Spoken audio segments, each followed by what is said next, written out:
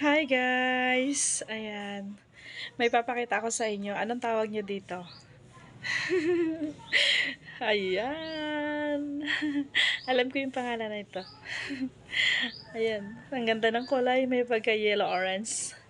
Ayan. Ang laki niya oh. Ang saya. Ayan. Ang sarap na ito. Last kong kain na ito sa bayan pa ng El Nido.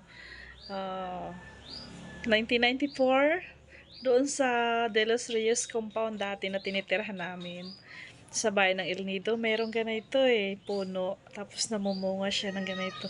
Ako yung malimit dumampot ng hinog na bunga pag nalalaglag kasi hindi nila pinapansin. Ayan, paborito ko siya guys, masarap ito. Ayan, so ang bango niya.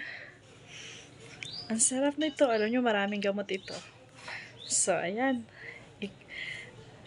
Ika-crack ko na lang siguro. Hinog na siya, guys.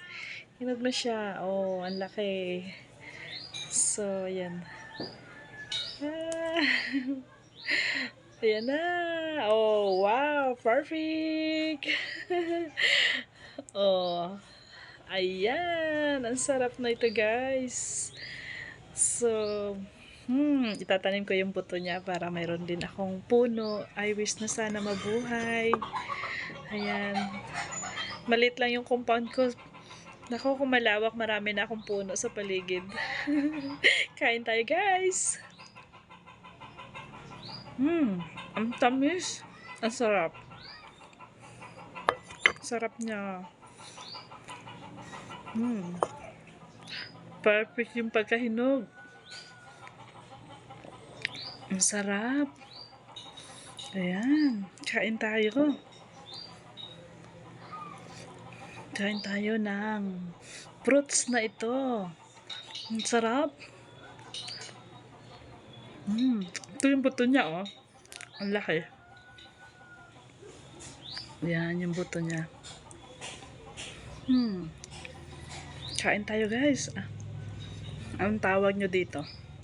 Anong tawag nyo sa iba't ibang language dito sa Pilipinas?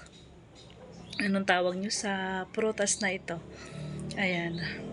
Ang laki ng buto niya, oh. Sana ang sarap. Ang sarap niya talaga, grabe. Isip ako ng merienda. Tapos bigla ako naalaala may binili akong ganito. Ang sarap. Ang harap niya. Ang linamnam ng laman. Yummy, yummy. Grabe, ang sarap niya, guys. Talaga. Ang ganda ng pagkahinog niya. Galing. Ang sarap. Siguro masarap din ito gawing ihalo sa hot cake. Ang sarap. Dalawa yung buto niya, guys. Ayan, kain tayo. Ubusin ko to. Thank you for watching.